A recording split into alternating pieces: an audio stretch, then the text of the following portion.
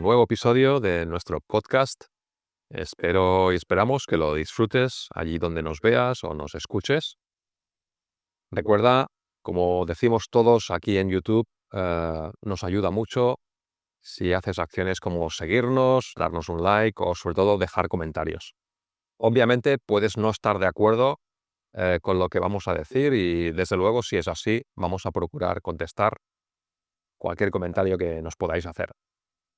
Hoy vamos a hablar de algo que parece nuevo cuando en realidad pienso, vamos a verlo hoy, que nos ha acompañado siempre en el movimiento humano y desde luego siempre desde que existe una conceptualización del entrenamiento que es la fuerza. Y habíamos puesto el nuevo viejo paradigma del entrenamiento de la fuerza. Parece como que la fuerza actualmente es la base de todo. Todos estamos diciendo para cada una de las situaciones que lo que tienes que acabar haciendo o empezando es entrenar fuerza. Y para eso hoy nos acompaña uno de nuestros profesores, fundadores con nosotros en ESHI, Roberto Mora, nuestro profesor tanto en los cursos de entrenamiento personal y preparación física. Él está certificado en TRX, formador y autor, en este caso, de la certificación de Ironcast, de Kettlebells, eh, graduado en Ciencias de la Actividad Física y del Deporte y máster en gestión. Roberto, bienvenido.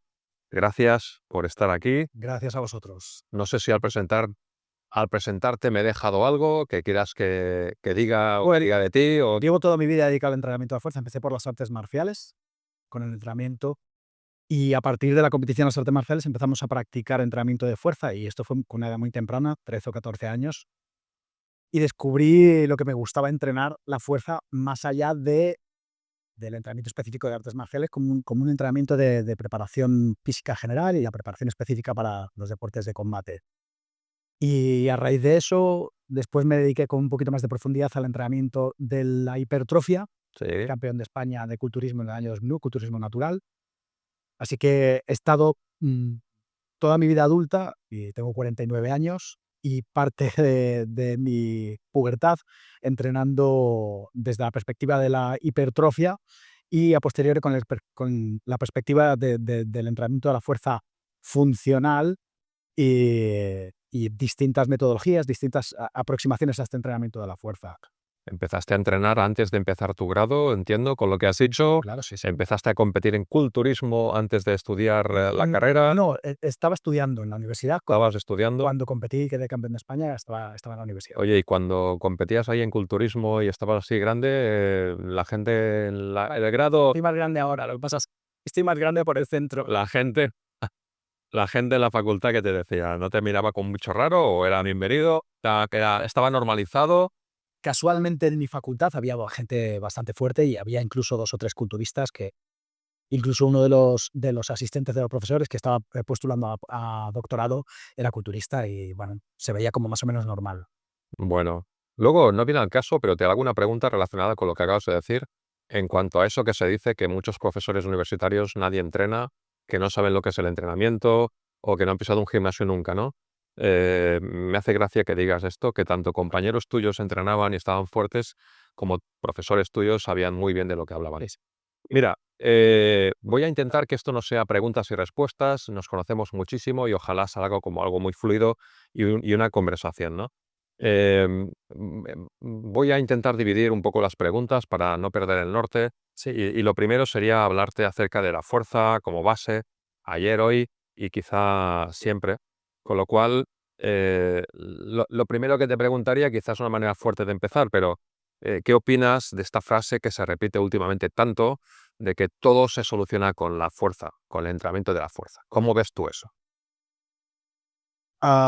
Quizás el adverbio de cantidad todo es demasiado grande, viene muy grande. Sí que es cierto que, bueno, el propio Julio Tous ya decía en el 99 que la fuerza es la única cualidad física básica a partir de la cual puede expresarse el resto de cualidades.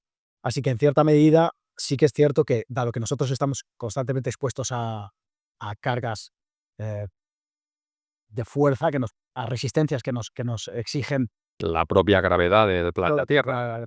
Exacto. Entonces, sí que es cierto que muchas en el sentido de la recuperación de las lesiones, por ejemplo, eh, la mayoría de las lesiones tienen que ver con la falta de tolerancia a la carga de los tejidos, y la falta de tolerancia a la carga de los tejidos eh, se mejora exponiendo de manera gradual a la carga a los tejidos y mejorando la capacidad de resistir fuerzas. Eh, y sí que es cierto también que para ciertas metabolopatías el trabajo de la fuerza puede mejorar la gestión de los carbohidratos, del azúcar, de la insulina, por ejemplo, o en otros casos prevenir la sarcopenia o la osteopenia, la osteoporosis. Y en casos de demencia cognitiva se está comprobando que el entrenamiento de fuerza y el entrenamiento de resistencia aeróbica pueden mejorar la neurogénesis en el área de entrada del hipocampo, previniendo deterioro cognitivo y de la memoria a corto plazo. Entonces, en cierta medida, el entrenamiento de la fuerza sí que tiene un peso muy importante a la hora de solucionar muchos problemas que tienen que ver con el aparato locomotor y como medidas paralelas de apoyo en el tratamiento de otro tipo de patologías o de circunstancias particulares, como el deterioro cognitivo o la demencia. Pero de ahí a que sea la solución para todo, no sé, me parece un poco, quizás demasiado grande, ¿no? Siguiendo un poco con esto, entonces, Robert, hay quien dice que estamos en una nueva era del entrenamiento de la fuerza y mi pregunta es, todos aquellos que hace años que os habéis formado, que estáis trabajando en esto, años y no tantos años, da igual, las personas que tenéis formación, que estáis trabajando en esto, etcétera, ¿qué crees que hay de nuevo sobre esta frase que se escucha tanto últimamente? ¿Y qué crees que puede ser que sea simplemente una revalorización, una reinvención o una moda acerca del entrenamiento de la fuerza? Creo que hay un poco de las dos. Es decir, es cierto que la ciencia avanza y que cada vez somos más conscientes de cómo son las respuestas fisiológicas ante los estímulos de fuerza y cómo se adapta el cuerpo de una manera más precisa a estas circunstancias. Es decir, que hay una actualización constante, pero en lo que respecta a la metodología del entrenamiento de la fuerza, no hemos avanzado mucho en los últimos 30 años. Es decir, ya en los 90 Vadillo trabajaba en más a la velocidad, en los años 2000 esto se profesionalizó y ahora todo el mundo tiene accesibilidad a aplicaciones que te permiten registrar la velocidad de entrenamiento, por ejemplo, encoders por 300 euros, tienes encoders o plataformas, o sea que y además del acceso a estos wearables y a estos materiales que nos permiten medir y cuantificar la carga de una manera objetiva, tenemos también acceso a información, bueno, pues muchísimo acceso a información, y hay grandes divulgadores que están acercando el conocimiento científico a la mayoría de los entrenadores. O sea que yo considero que el nivel de los entrenadores de hoy en día es mucho más alto, nivel medio, que hace 20 años o 10 años, aunque también es cierto que hay mucha desinformación, porque hay mucho divulgador que no es un profesional y divulga y tiene seguidores, por lo que vamos a ver, precisamente por esto de que existen redes, una polarización en los mensajes y en la necesidad de dar una información clara y concisa, con mensajes sencillos con una dualidad y muy dogmáticos para alcanzar esa viralidad, ¿no?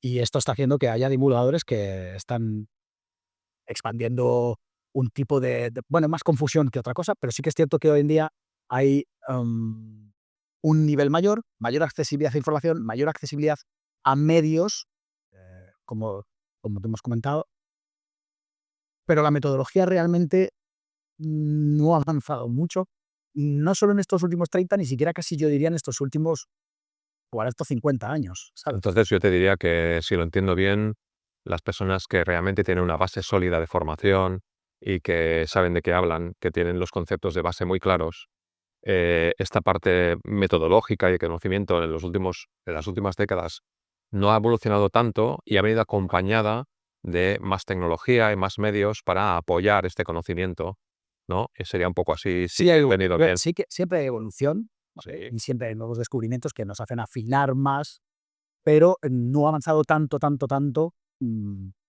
la metodología como para lo que sí que es un rebranding, ¿no? Te decía, es un resurgir del concepto de entrenamiento de fuerza porque somos capaces de medir mejor la aplicación de Toda la la parte fuerza tecnológica seguro que ayuda a que el conocimiento que ya había y ahora se afine más, se mejore más, se pueda dar más feedback al cliente, tú tengas más parámetros de mejora de tu cliente, todo esto. y también la forma en la que se entrena la fuerza. Eso es. Eh, Porque, perdona, eso es porque te iba a preguntar. Creo que a veces ahora mismo se asimila fuerza, entrenamiento de la fuerza, la conveniencia de entrenamiento de la fuerza, sobre todo por mensajes de redes y según qué tipo de divulgador, vinculado a, como ha pasado en el pasado en algunas otras tendencias, a ejercicios o materiales. Luego hablaremos de materiales. Entonces, ahora veo entrenamiento de la fuerza y alguien te está hablando en redes sociales o en medios porque está haciendo un peso muerto, un press de banca, una sentadilla, los 5 movimientos del powerlifting o de la halterofilia o los que CrossFit ha popularizado o otras marcas, ¿no? Y se asimila el material y el ejercicio a entrenar fuerza, cuando obviamente la fuerza es mucho más que eso. Eso es un medio, un material o una manera de trabajarla, un tipo de fuerza además. claro, lo importante en este sentido es primero saber a quién se aplica el entrenamiento y cuál es el objetivo y cuáles son los condicionantes que tiene esta persona. Es decir, primero, está claro que si estamos buscando el desarrollo de la hipertrofia, pues tendremos una serie de condiciones y tendremos que contemplar los medios disponibles en ese sentido y cómo se aplica la carga para buscar ese carácter del esfuerzo, el RIR, ese reclutamiento de fibras, etcétera. Pero no todo el mundo tiene por qué querer esto y cada vez menos. Iba a decir por suerte, pero bueno, no es una cuestión de suerte, es una cuestión de evolución del mercado y de las tendencias naturales del ser humano hacia el movimiento natural, ¿no? Cada vez más, ah, creo que las personas tienden a querer, llegar a viejos siendo jóvenes, Sí, sí, sí. y eso requiere, claro, entonces eso no estamos empezando a entender, la gente está empezando, nosotros ya lo sabíamos, pero está la gente empezando a entender que para eso necesita entrenar la fuerza y el resto de cualidades que dependen de la fuerza, y que la manera correcta no es únicamente a través de ejercicios, sino más bien a través de esos patrones funcionales. Ya sabes yo la perspectiva que tengo respecto al concepto funcional. Si quieres, luego lo comentamos, porque seguramente tus palabras de ahora van a causar comentarios, van a causar gente que va a decir el entrenamiento funcional no existe, qué está diciendo este hombre con lo de funcional, etcétera y tal. Luego, si quieres, aclaras un poco esa definición, igual que yo te contestaría ahora diciendo que longevidad y la longevidad, el entrenamiento para la longevidad incluye para mí la salud funcional. Y cuando se aparece la palabra funcional, sé, porque ya lo hemos vivido, que genera un debate que hay que a veces aclarar, Bueno, porque de nuevo es que hay pues personas ese debate. que vinculan la palabra funcional con el recuerdo de algunas de las cosas que últimamente se dijeron que fueron funcionales. Tú hablabas ahora de patrones fundamentales de movimiento y eso está clarísimo y cuáles son, y ahí poca discusión puede hablar. Bueno, también hay confusión, al respecto. Hay gente que Si no lo confunde. tienes claro, sí, seguro. Exacto. Si no sabes lo que es una bisagra de cadera, seguro que vas a confundir. Pero lo más Me hablabas antes, perdona, me hablabas antes tú de la plancha activa, por ejemplo, ¿no? plancha abdominal. La plancha abdominal, ¿no? Me hablabas de eso, ¿no? Y que para ti no existe. Bueno, no es que no exista la plancha abdominal, es que no se puede hacer una plancha abdominal sin cuádriceps, ni dorsal, ni pectoral, ni deltoides. Entonces, si es una plancha Glúteo. abdominal, o es una plancha de deltoides, es una plancha de dorsal, pues es una plancha es integral. Y en principio debería involucrar toda la musculatura en sentido activo, aunque sea en isometría, ¿no? Siempre que esté bien hecha. Si está bien hecha, desde luego la involucra toda. Exacto. Entonces, para mí, este objetivo del desarrollo de la fuerza debería dirigirse hacia el desarrollo de las competencias motrices en el sentido del desarrollo de la capacidad de ser más humano.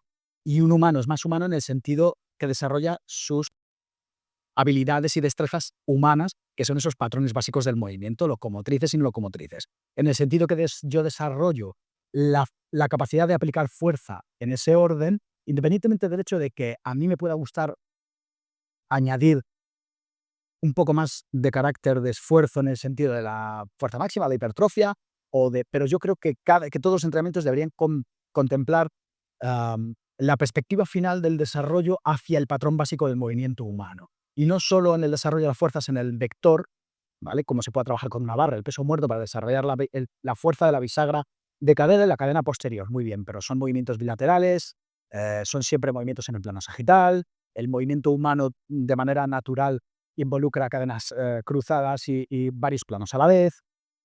Entonces, mira, hay una frase a mí que me gusta mucho de Pavel Tatsulin que decía que la fuerza es una habilidad.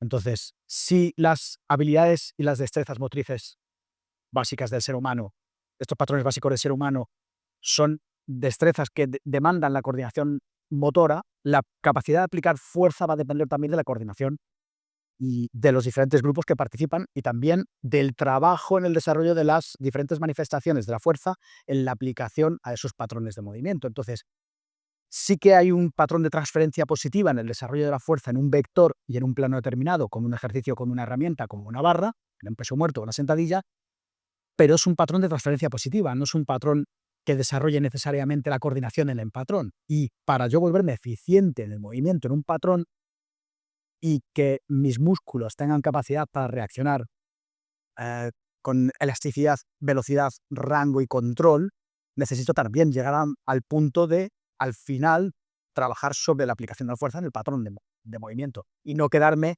siempre aplicando fuerza en el peso muerto o en la sentadilla. Sí, sí, sí, sí. No sé si va por ahí la pregunta, ¿eh? No, no, la respuesta va por ahí. Sí, claro que va por ahí la pregunta y la respuesta también. Y ya que estamos en frases así un poco que pueden provocar un cierto comentario, habría otra y luego seguimos, ¿no? Pero habría otra que te he escuchado hablar más de una vez y ahora escuchándote a ti ahora hablar, te quería sacarla aquí ¿no? ahora acerca del cardio, el cardio y la fuerza y el hacer cardio o el no hacer cardio. El entrenamiento híbrido. O el entrenamiento híbrido, ¿no? Y ya que tú has sacado ahora, no sé si lo tenía más adelante, pero ya lo comentamos, ¿Qué le íbamos a hablar? lo comentamos ahora si te parece bien o lo dejamos para después. Pero ya que has desmitificado algunas quizá creencias que puede haber, por ejemplo, acerca del entrenamiento funcional, o por otro lado, el entrenamiento de la fuerza, pensando que con un press de banca o un peso muerto yo ya Claro, estoy haciendo fuerza. podría entrar más en el entrenamiento No, funcional. está bien así, está bien, ¿no? Yo creo que has dado muy buena respuesta. ¿Y eso del cardio? Bueno, yo siempre digo, y si alguien, no tengo muchos seguidores, pero si alguien se mete en mi red, lo va a ver enseguida. No existe el cardio. Es decir, no es que no exista, no lo digo yo porque sea así, no categorizo ni siento cátedra. Creo que el cardio no existe desde el punto de vista de que el cardio no expresa ninguna capacidad ni ninguna demanda o capacidad de respuesta ante una demanda. ¿Por qué? Porque el corazón siempre está latiendo. Cuando lo que hay, y además es inseparable porque o sea, en el cuerpo humano los sistemas son interdependientes y son interdependientes, están relacionados. Es decir, los sistemas metabólicos y el aparato locomotor son interdependientes. En la medida que yo genero fuerza, consumo energía. Ya está, no hay más. Entonces, si yo consumo una cierta cantidad de energía y la demanda de fuerza en el tiempo es alta, la frecuencia cardíaca se va a tener que adaptar. Entonces, en función de la duración del estímulo y de la intensidad, se irá pasando por una serie de demandas metabólicas que van a activar una serie de vías que pueden aumentar la demanda oxidativa o no. Entonces, no hay un ejercicio concreto de cardio.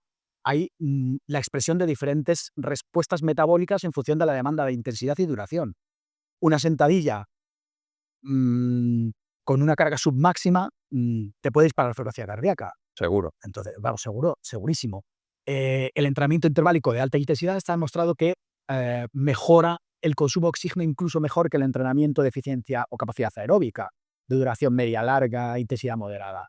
Entonces, realmente lo que importa aquí es, cuando yo aplico un estímulo de fuerza en este caso, ¿cuál es el objetivo con el que estoy enfocando el estímulo? Si mi objetivo, además, puede contemplar dos diferentes objetivos a la vez. Es decir, yo puedo estar desarrollando una manifestación específica de la fuerza por un lado y esperar unos resultados hipertróficos y de manera paralela estar trabajando una determinada vía metabólica, porque es que va de la mano. El entrenamiento culturista tradicional, por ejemplo, va asociado a una glucólisis anaeróbica que incrementa los depósitos de glucógeno, y de ahí viene lo del concepto de la hipertrofia sarcoplasmática y demás, ¿vale? Y el incremento de los depósitos de glucógeno va asociado al incremento de los depósitos de agua, con lo cual también está esa parte del incremento del tanque de combustible, que no genera potencia, ¿vale? Pero sí genera capacidad de resistencia en el tiempo. Entonces, al final está todo vinculado, es interdependiente, es muy difícil separarlo, ¿no?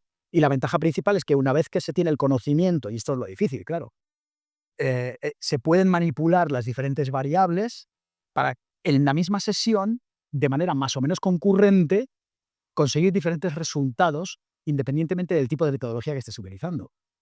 No me contestes porque no es una pregunta, lo que voy a hacer solo es un comentario que escuchándote de nuevo me viene a la cabeza los alumnos que tenemos en la escuela en ESHI, que siempre procuramos que sean personas que puedan pensar con espíritu crítico y que cuando alguien les pregunta por qué y para qué sepan responder adecuadamente, versus al que espera una receta. Y lo que acabas de decir tú, ¿cómo va a haber recetas con toda la complejidad de lo que tan fácil acabas de explicar? ¿Cómo se puede expresar eso? No me contestes, que no es una pregunta, con una receta. Es imposible dar recetas para cada una de las personas que puedo tener como clientes en base a solo con lo que acabas de decir. Mira, también te quería preguntar, más o menos preguntar, ¿en qué momento un entrenador, que es un entrenador que prescribe entrenamiento de fuerza, realmente marca la diferencia para su cliente, ¿no? Y te diría que pensando en tus alumnos, en tus sesiones, ¿cómo crees tú? ¿En qué momento marca esa diferencia? A ver, primero hay que entender que un entrenador no deja de ser, no deja de vender un servicio y un producto. O sea, que para mí, lo primero siempre es conseguir resultados. O sea, lo primero siempre va a ser los resultados. Va a haber gente que fidelice a otra serie de cualidades que te hagan destacar como persona o como entrenador. Pues, puedes encontrar una persona que se encuentre a gusto contigo y no le importe perder tiempo de resultados por lo que tú le haces sentir, que eso está genial. Pero al final, la mayor parte de las personas vienen buscando algo y tú tienes que proporcionarlo. Y ese algo tiene que ver con las mejoras adaptativas al entrenamiento, el que sea, ¿vale? Y lo primero es brindar un entrenamiento que se adapte en ese sentido. Si alguien viene buscando en mí que le ayude a corregir el dolor en una patología y yo no consigo ayudarle, esa persona se me va a ir.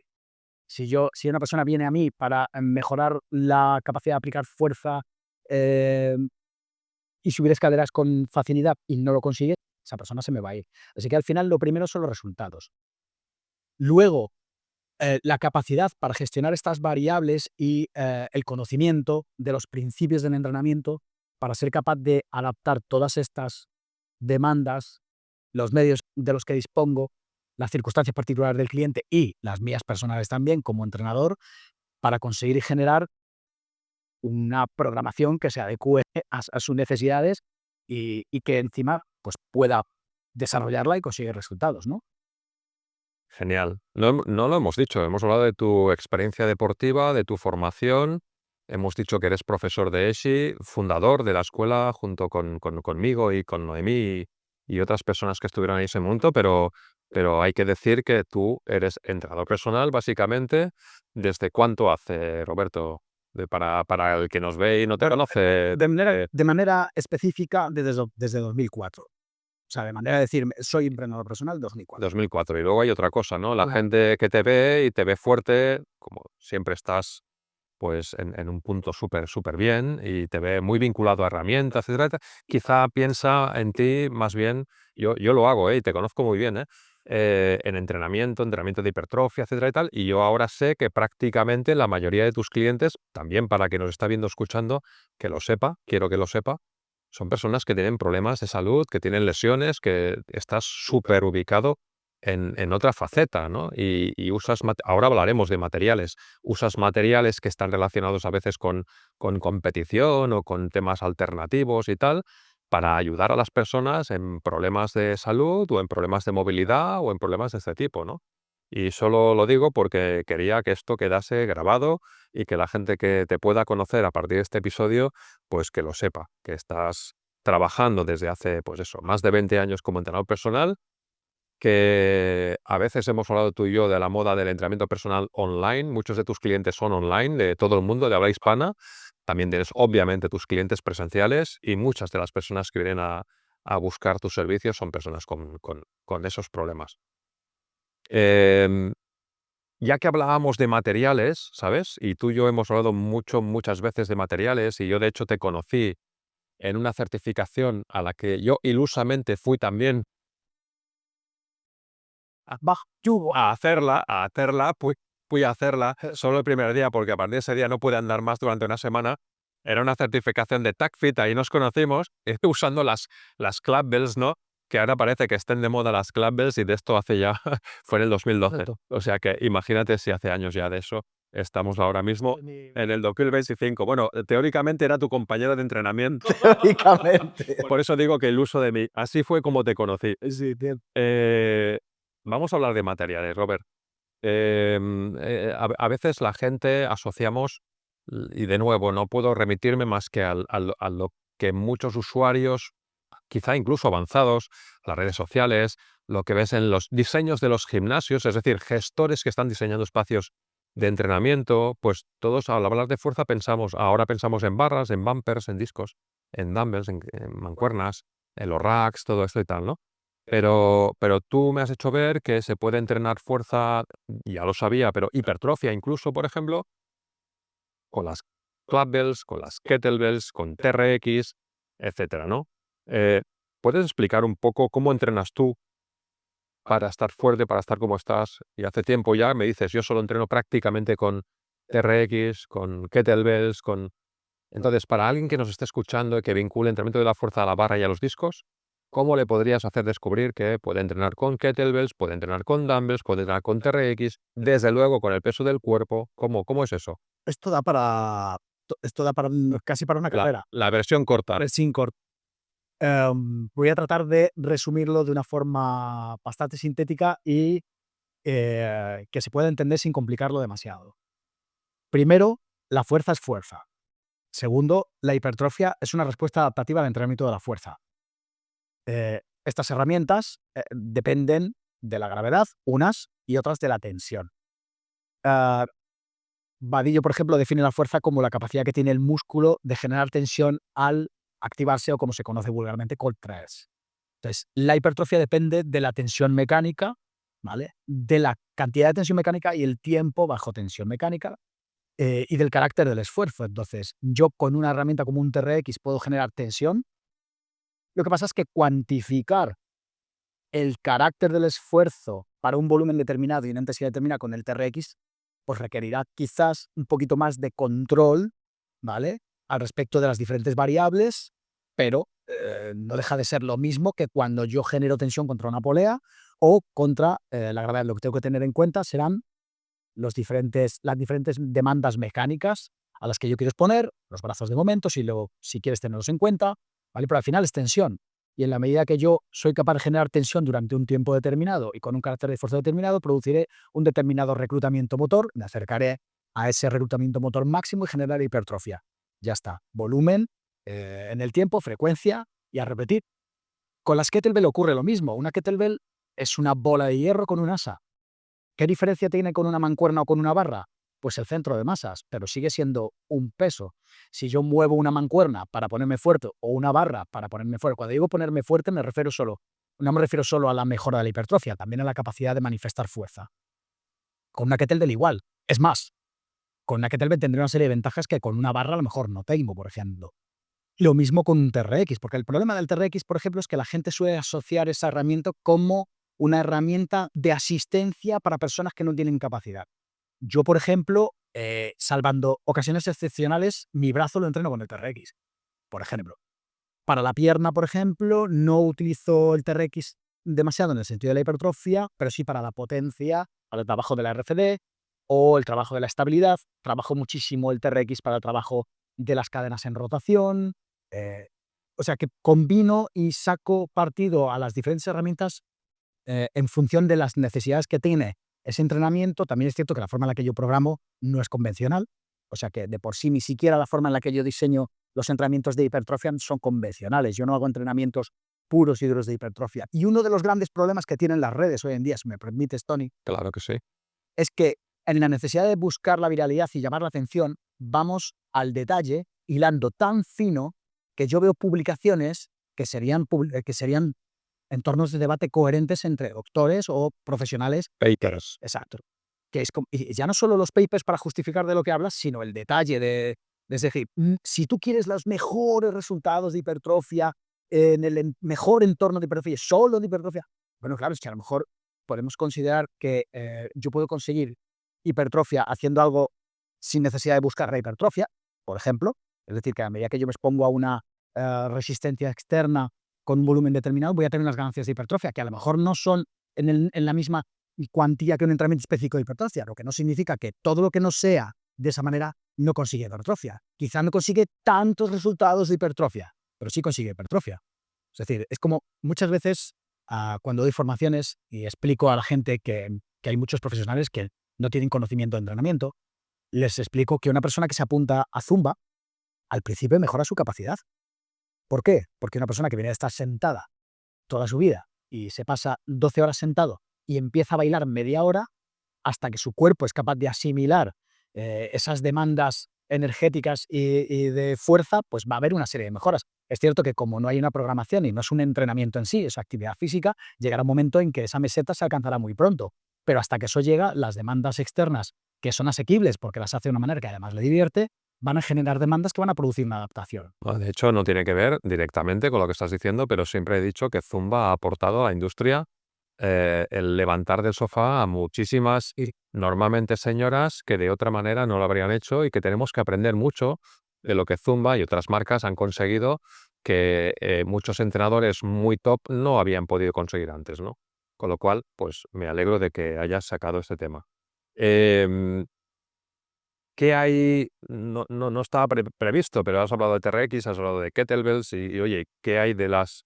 No, perdona, has hablado ¿qué tienes a los RX? de las kettlebells del TRX. Te quería preguntar acerca de las clubbells. Fuiste de los primeros entrenadores que conocí que ya conocía las clubbells y las usaba. Nos conocimos en una certificación de clubbells en 2012, como decía antes, y últimamente las veo mucho también en redes. Entonces, parece que sea un material alternativo nuevo cuando te das cuenta de que Bueno, los militares turcos, persas. los persas ya las usaban, obviamente, en madera y otros materiales y de otra, pero el movimiento ya estaba ahí, el concepto también, ¿no? Entonces, has usado clubbells. Mace Bell. ¿Cuándo las usas y cómo las usas? Veo muchos vídeos de clubbells de gente que está usando clubbells siempre solo con el mismo único ejercicio.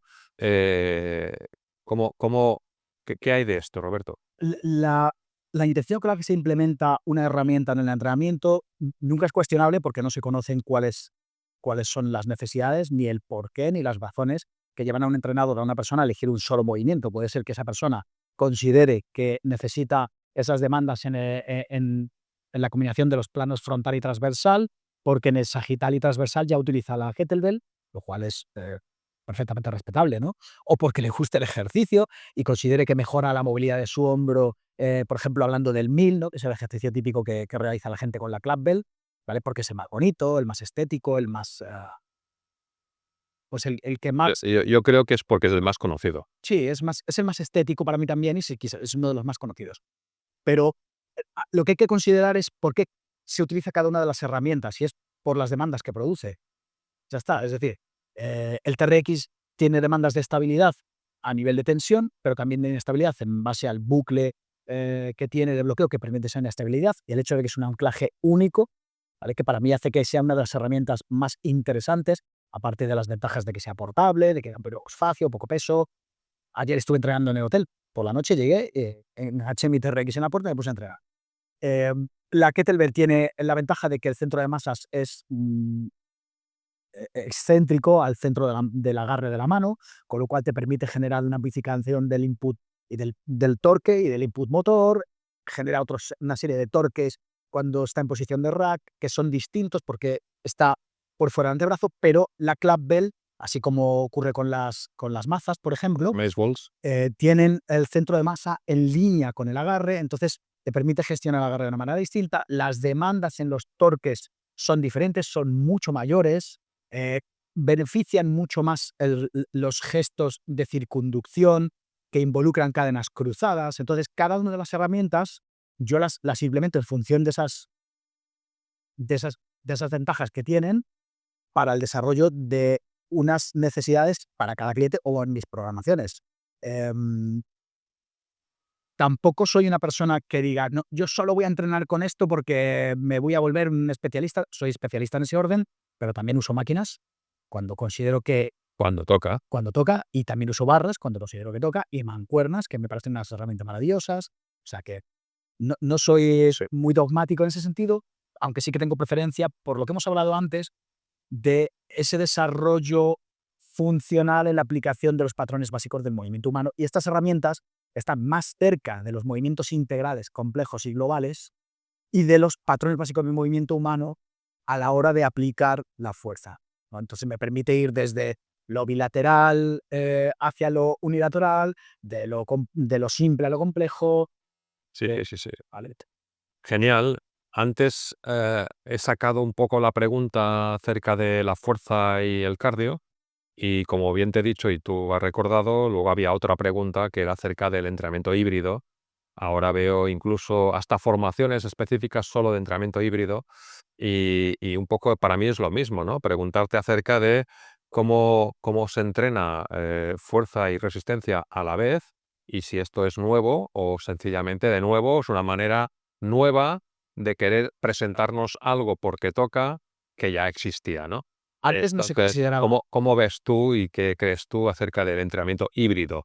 pues que antes no se consideraba ningún entrenamiento que no fuese híbrido. Es decir, que quizás una de las razones por las que se empezó a considerar un entrenamiento que no fuese híbrido, porque sabes que cuando la gente entrenaba para preparar un deporte, pues tiene su fase de preparación física general, donde nace este concepto de entrenamiento cruzado y tal, y la fase de preparación física específica para el deporte de competición.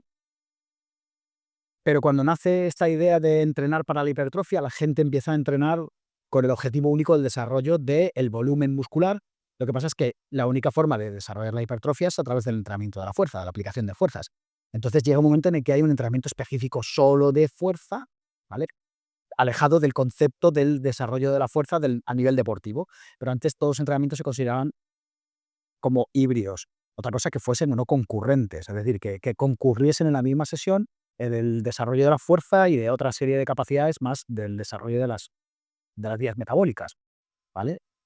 Pero En este aspecto del entrenamiento concurrente, quizá la intervención y la aparición de marcas comerciales que en realidad son un tipo de entrenamiento como Cross, lo que sea, también ha añadido un elemento de, no sé si de moda o de reinvención, el entrenamiento híbrido, el entrenamiento concurrente, el entrenamiento con marcas comerciales que aportan esto. Actualmente hay muchos que están muy de moda que en realidad de base son estos tipos de entrenamiento. Quizá viene un poco por aquí estas bueno, modas. yo creo que como todo es cíclico, ¿no? Es cíclico y en la necesidad de reinventarse y de seguir, pues la gente al final acaba cansándose y acaba enganchándose a nuevas modas, a nuevas tendencias, ¿vale? Y hay una serie de razonamientos o de motivos que pueden llevar a estos cambios. O, por ejemplo, si hablas de Hyrox, por Por ejemplo, o ejemplo, de CrossFit, ¿vale? Que tienen que ver pues, con cómo el mercado va evolucionando y cómo la marca va implementando el desarrollo de su crecimiento, de su branding, de todo. Pero al final, la gente me habla de Hyrox. Yo llevo entrenando Hyrox 20 años.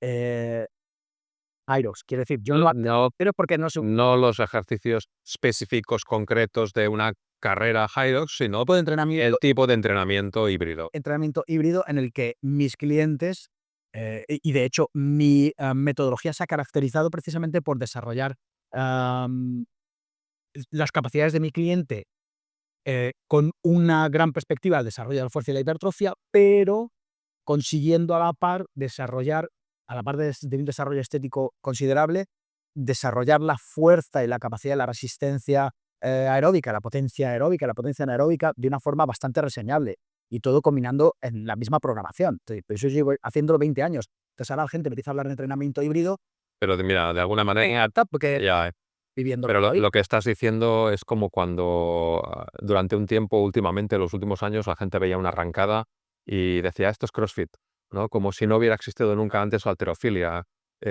o las anillas vinculadas a un ejercicio como si no hubiera habido la gimnasia artística masculina. Es cierto que la gente, el común de la gente que no está relacionada directamente a nivel profesional con el deporte y con el entrenamiento, no entiende y cuando les hablan del concepto CrossFit, entienden que la marca se vincula directamente A a la la actividad. metodología. No entienden que la marca es una marca y que ahí dentro puedes poner hasta natación. Si Sí, sí. quieres, ¿sabes? Dentro de CrossFit pueden meter el próximo año, si quieren, pueden meter un largo de 25 metros en todos los de CrossFit y lo siguiente que se va a hacer es nadar 25 metros de CrossFit con Sí, sí. un kettlebell de 25 kilos colgada Ya, de un cinturón. bueno. Oye, ya que hablamos de todo esto, me gustaría ligarlo con el tema de los mitos, ¿no? Los mitos y las creencias, algunos que quizá podríamos comentar, no para desmontarlos, porque difícilmente se saca un mito de la cabeza de la gente, pero sí te quisiera preguntar, ¿cuáles consideras tú que dentro del entrenamiento de la fuerza y de incluso el uso de estos materiales que hemos hablado, cuáles crees que podrían ser los mitos más peligrosos, aquellos mitos que pueden hacer daño a las personas, esos mitos que actualmente se están divulgando y que tú sabes que pueden llevar a lesiones o a malos entendidos que pueden generar un perjuicio, ¿no? Al respecto del uso de estas herramientas, El uso de las herramientas, el entrenamiento de la fuerza, un poco lo que hemos comentado, los mitos relacionados con lo que hemos bueno, comentado. lo que yo veo en mi entorno, ¿vale? Al respecto de estas herramientas, ahora te diré 2 o 3 cositas que considero que son mitos que no tienen mucha ni evidencia ni sentido, ¿vale? Al respecto del entrenamiento de la fuerza, yo veo que hay mucho push con el powerlifting y me encanta, pero es un deporte y, ostras, el problema es cómo cala este deporte en las personas jóvenes. Yo estoy viendo verdaderas barbaridades que me dan pánico, en el centro donde yo entreno en un gimnasio, en una gran cadena, que tiene pues uno de los mejores centros que yo he pisado y tiene un espacio, destinado a la fuerza y la hipertrofia, máquinas, y muchas mancuernas y tal, y luego tiene un espacio para, cross training y otro espacio específico para la halterofilia y powerlifting. Y veo chavales muy jóvenes, y te hablo 19, 20, 22 años, haciendo, verdaderas barbaridades pensando solo en los kilos. De más kilos, más kilos, más kilos.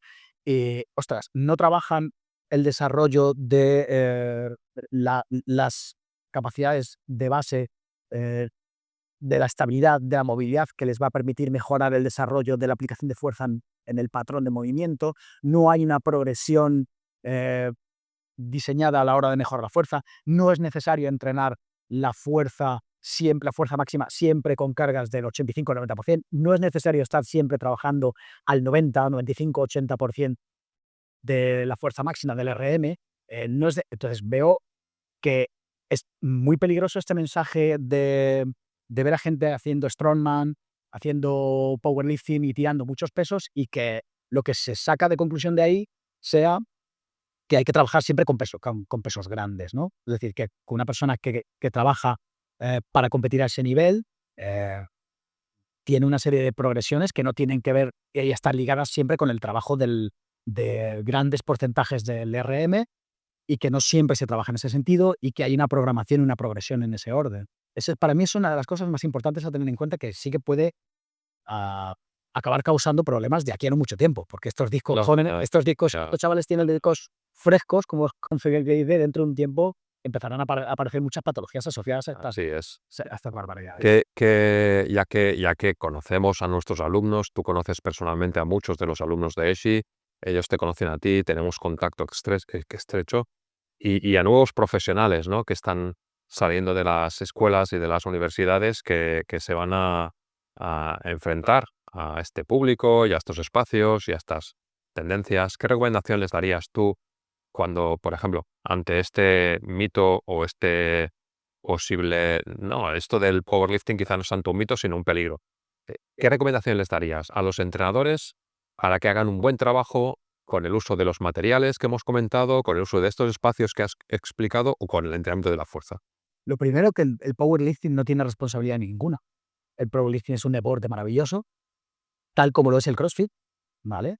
El problema está en, que un deporte como el powerlifting o la halterofilia tienen altas demandas de conocimiento. O sea, es necesario saber mucho para poder, trabajar fuera de riesgo. Y yo ligaría esta respuesta que estás dando también con los materiales que hemos comentado, Igual, con toda la teoría que has comentado antes y la práctica que tú pones con tus clientes encima de la mesa, en eso que estás diciendo ahora, ¿no? No solo en el powerlifting, que ha venido un poco al final, sino qué consejo le darías al entrenador que empieza a empezar y que al final no he hablado de los mitos que hay al respecto de TRX, las que te nos hemos adoptado. coméntalo si quieres también Pues mira, al respecto de las kettlebell, y lo mezclamos si quieres. el hecho de que se consideran lesivas es un mito.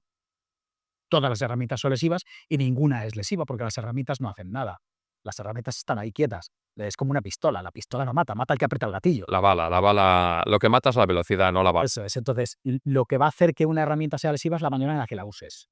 Y a veces puedes usarla de una manera correcta, y acabar lesionándote, porque lo que produce las lesiones no son predictivas. O sea, no se pueden predecir, pero predictivas, no son predecibles.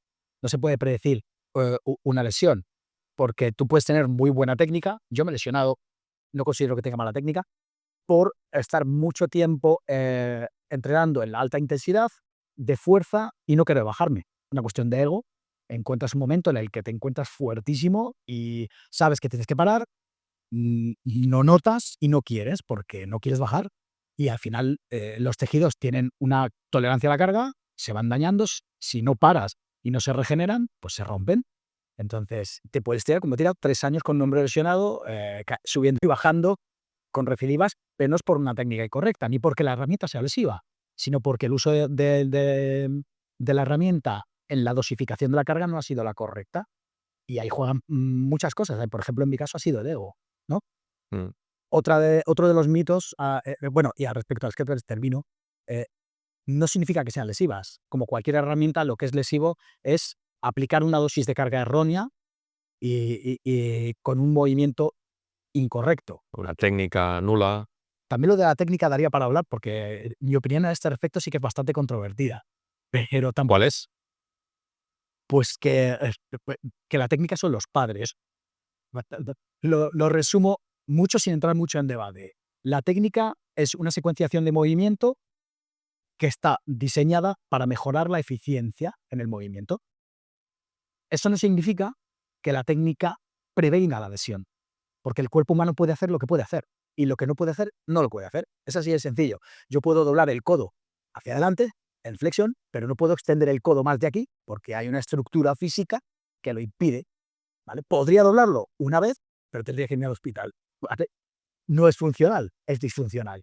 Entonces, el cuerpo puede moverse de cualquier forma. Los que nos hemos dedicado a las artes marciales, sobre todo al cuerpo a cuerpo, y nos hemos encontrado hechos un churro intentando quitarte a alguien de encima con las piernas del revés, cuando nos hablan de la torsión de la columna vertebral, las hernias, yo digo, pues macho, ¿dónde están? Y luego resulta que te hernias haciendo un peso muerto en el plano sagital o te hernias saliendo a coger al niño porque se te escapa la carretera. Es decir, que al final lo que va a mejorar la capacidad de tolerar esas cargas es la exposición a la carga, gradual y paulatina y controlada, ¿no? Pero la técnica en sí lo que te va a permitir será manejar o mayor resistencia, con mayor eficiencia y más seguridad. Pero si no aplicas técnica, al final o no podrás, bueno, más resistencia, o si lo haces te expondrás a más riesgo, ¿vale? Pero no es que prevenga la lesión, es que permite la aplicación de mayor carga, Ya. ¿vale? Pero la prevención de la lesión depende de la posición de la carga. Igual es un poco complejo, pero No, no, yo al menos te he entendido y seguro que quien nos esté escuchando, que sea profesional, los va a entender seguro también. Robert, para ir acabando, quisiera preguntarte acerca de la profesión. Has dicho que llevas 20 y pico de años como entrenador personal. El entrenamiento personal actualmente está de moda. Ya lleva mucho tiempo de moda. Creo que tú y yo hemos vivido todas las etapas del entrenamiento personal, desde el inicio, que parecía que aquello era para Madonna y la gente de pasta de Miami o de Nueva York, hasta cuando venía aquí la gente de fuera y decía, ¿cómo es que aquí no se vende entrenamiento personal? No puede ser, ¿no? Y tú decías, ¿cómo quieres que una persona pague 40, entonces eran pesetas, en este caso, 40 euros por una hora, cuando todo el mes de gimnasio vale 40, ¿no? Y parecía, de verdad, parecía imposible. Entonces hemos ido viviendo todas las etapas, ¿no? Entonces tú llevas 20 y pico de años y mi pregunta es muy directa y yo ya sé la respuesta seguramente porque tú eres un ejemplo, pero ¿se puede vivir del entrenamiento personal? y muy bien, además. O sea, se puede vivir muy bien. Pero esto es como todo. Como cualquier profesión, se puede vivir de la informática y se puede vivir muy bien o morirse de hambre. ¿Se puede vivir de entrenamiento personal? Se puede vivir muy bien o morirse de hambre. ¿De qué va a depender? Pues de lo bueno que seas aplicando el conocimiento y no solo el conocimiento teórico al respecto del entrenamiento, sino todas las otras necesidades que tiene la profesión, que no tiene que ver únicamente la, con este conocimiento teórico de cómo desarrollar la capacidad de una persona. Es decir, la capacidad de vender, de fidelizar, de generar conexión con el cliente, la complicidad y la confianza, de programación, de contabilidad incluso, porque tienes que tener una serie de cuentas, de gestión, todos estos conocimientos, en la medida que consigas tener ah, una elevada media de conocimiento en todo esto, pues podrás ganar más dinero o no, o estarás siempre pensando qué es lo que está fallando, ¿no? O mal vendiendo entrenamiento y no arrastrando un poco una situación que a veces pues es un poco indeseable, ¿no? Bueno, pues me alegro y para mí siempre, yo te pongo de ejemplo a ti, sin mencionar tu nombre, yo siempre digo, tengo un amigo que eres tú, que vive y vive muy bien, tengo muchos más, y tú también, tenemos muchos amigos que viven muy bien del entrenamiento personal, pero de nuevo también antes hablábamos de los mitos del entrenamiento y daría para un programa entero, no vamos aquí ahora a hablar de esto, de los mitos del entrenamiento personal, de los mitos de ganar 10.000 euros desde casa sentado con el ordenador, de los mitos de que seguramente pues muchos ahora mismo están ganando ellos sí 10.000 euros vendiendo a muchos posibles nuevos entrenadores cómo conseguir eso, ¿no? Al final, lo de ganar 10.000 euros hay que tenerlo en cuenta cuando se habla de yo los he ganado, pero no los he ganado, los he facturado, que la gente es algo que no entiende muy bien. No se entiende muy bien. Claro, es que la Sí, gente no sí. lo entiende, ganar 10.000 euros. Bueno, ganar 10.000 euros significa que estás facturando unos 20.000, y para facturar 20.000 o estás cobrando, si vas a hacer 40 horas semanales, 80 euros la hora, ya tienes que ser bueno para meter 40 clientes con 80 euros a la hora. Bueno e inhumano, porque es O imposible mantener ese ritmo. ese ritmo no se yo he facturado ese ritmo cobrando 40 o 50 euros la hora, he facturado 8.000 y 10.000 en sus años, cuando no tenía hijo, cuando tenía menos edad y podía soportar 40 horas físicas más las horas de programación y el desgaste que tiene ser autónomo contabilizando y llevando las cuentas del dinero, y no dejas de trabajar nunca, nunca. Entonces, ¿que se puede? Se puede. ¿De qué forma? Ah, como nos pretenden vender algunos, no. Hay que cambiar habría que atender a qué modelo para poder hacer ese modelo escalable a la hora de generar beneficios, pero eso es otro tema distinto, que no creo que Pues oye, con ese tema distinto no te descuides, que quizás seguramente vamos a poder grabar otro episodio para hablar solo del negocio, solo de la profesión y de cómo poder hacer eso que acabas de decir posible. estaré encantado de contar mi experiencia, al menos. Muy bien. Bueno, pues Roberto, muchísimas gracias por este buen rato. De nuevo, espero que todos aquellos y todas aquellas entrenadores o futuros entrenadores profesionales que hayáis podido escuchar a Roberto, vernos en este episodio, hayáis podido sacar de aquí algún aprendizaje, alguna conclusión. Os invito de nuevo a que dejéis comentarios, especialmente en el canal de YouTube, que vamos a responder uno por uno y que también nos van a ayudar a seguir creciendo en este canal y en nuestros canales de podcast. Gracias a todos.